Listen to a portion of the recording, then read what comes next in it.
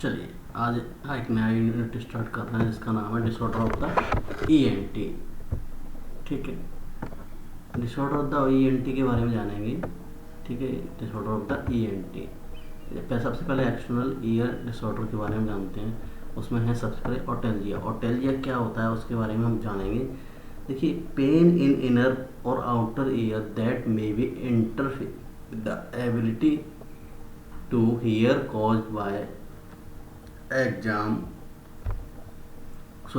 external fluid and infection.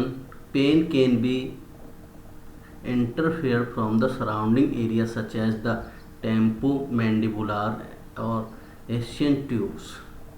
तो pen क्या है, इनर या आउटर ईयर में कहीं पर भी हो सकता है। ठीक है, ऑटेल्जिया मतलब इनर और आउटर ईयर में पेन होना।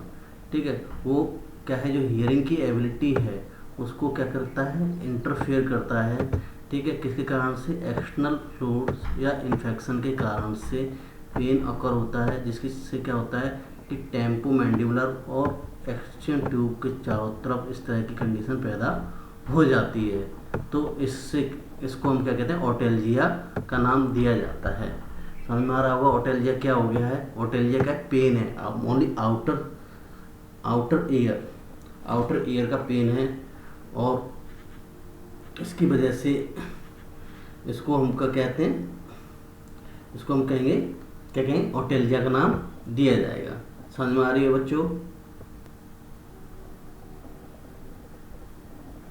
चलिए अब बढ़ते हैं टाइप्स ऑफ ऑटेल्जिया। टाइप्स ऑफ ऑटेल्जिया में 2 टाइप्स होता है, प्राइमरी ऑटेल्जिया और दूसरा होता है सेकेंडरी ऑटेल्जिया। प्राइमरी ऑटेल्जिया में क्या है, it is the pain that the originate from the disease with the ear. किसी डिजीज के कारण से होता है, वो कहलाता है प्राइमरी ऑटेल्जिया। और सेकेंडरी ऑटेल्जिया किसी कारण होता है, it is the pain the originate by the foreign body. किसी फॉरेन बॉडी के कारण से, ऑब्जेक्ट के कारण से, डिजीज के कारण से हो रहा है, दैट इज द सेकेंडरी ऑटेल्जिया। समझ में आ गया होगा आपके में सेकेंडरी ऑटेल्जिया। ठीक है, ठीक है। नेक्स्ट है आपका इटियोलॉजी। किन किन कारणों से होता है उसके बारे में हम जानेंगे। इटियोलॉजी क्या है, ठीक है ना। तो इटियोलॉजी, देखिए इटियोलॉजी में आपका है ईयर इन्फेक्शन। कोई ईयर में कोई इन्फेक्शन हो गया हो जिसकी वजह से तो प्रॉब्लम हो सकता है, या कोई डेंटल डिसऑर्डर हो, दांतों के अंदर कोई प्रॉब्लम हो, तब भी इस तरह की कंडीशन पैदा होने के चांसेस सबसे ज़्यादा रहते हैं। अगर दांतों के अंदर जैसे कोई भी इन्फेक्शन हो गया हो, जिंजिवाइटिस हो, आपका दांत में कोई पस पड़ गई हो, उसकी वजह से पेन होने के बहुत सबसे ज़्यादा चांसेस पड़े। तो इस कंडीशन में भी बहुत ज़्यादा प्रॉब्लम्स क्रिएट होने के चांसेस। साइनसाइटिस आपकी नोच में जो क्या होगा, इन्फ्लामेशन, साइनस में क्या हो गया, इन्फ्लामेशन हो गया, उसकी वजह से ये कंडीशन पैदा हो रही है, उसे हम साइनसाइटिस कहेंगे, क्योंकि साइनसाइटिस की वजह से ये हो सकता है। ठीक है ना। इसके अलावा कोई नेक प्रॉब्लम हो, इसमें तो नेक की प्रॉब्लम की वजह से भी ईयर में प्रॉब्लम आ सकती है, किसी मसल्स की प्रॉब्लम, या ट्रॉमेटिक कोई इंजरी हुई हो, जैसे हेड इंजरी हुई हो या किसी कारण से हुई हो, तब भी इस तरह का पेन हो सकता है, ऑटेल्जिया पेन हो सकता है।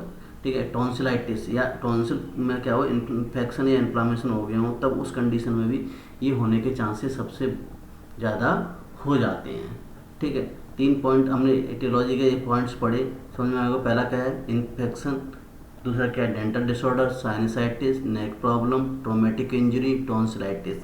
तो इनके कारण से क्या हो रहा है, ये प्रॉब्लम्स क्रिएट हो रही हैं। समझ में आ गया होगा बच्चों। ठीक है ना। चलिए आगे और पढ़ते हैं हम लोग।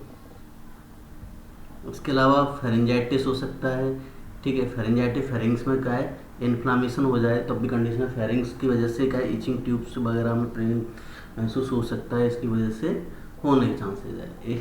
इसके अलावा कोई एशियन ट्यूब डिसफंक्शन हो जाए तब भी इस तरह का ऑटेल्जिया पेन हो सकता है। ऑटेल्जिया पेन कंडीशन सबसे ज़्यादा बन सकती है। तो ये कंडीशन आपके इस तरह के क्लिनिकल मैनिफेस्टेशन बनते हैं। चलिए सॉरी, अब क्लिनिक इसकी सॉरी, ये तो आपको इटियोलॉजी थी, इटियोलॉजी है, ठीक है ना। अब क्लिनिकल मैनिफेस्टेशन, क्लिनिकल मैनिफेस्टेशन की बात करेंगे तो सबसे पहले कहाँ से ये ओरिजिन हो रहा है उसका पता लगाएंगे, ठीक है ना, ओरिजिन का पता लगाएंगे, ठीक है। इसके अलावा हम लोग देखेंगे कि ईयर में पेन होगा, ओरिजिनिटी कहाँ पर है, कहाँ से पेन होगा, ईयरिंग लॉस हो सकता है इसकी वजह से, ठीक है। इसके अलावा ये आपका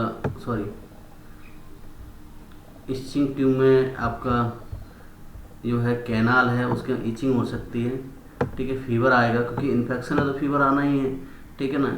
इसके अलावा फुलनेस महसूस हो सकती है, टिनिटस की आवाज़ें आ सकती हैं, जैसे कि ईयर में आवाज़ें लगातार चलती रहेंगी, पेन होगा, डिफ़िकल्टी च्यूइंग हो सकती है, ओपन माउथ का प्रॉब्लम आ सकती है, डिजीनेस रह सकती है, इरिटेशन हो सकता है पेशेंट को, इस तरह की कंडीशन पैदा हो सकती है।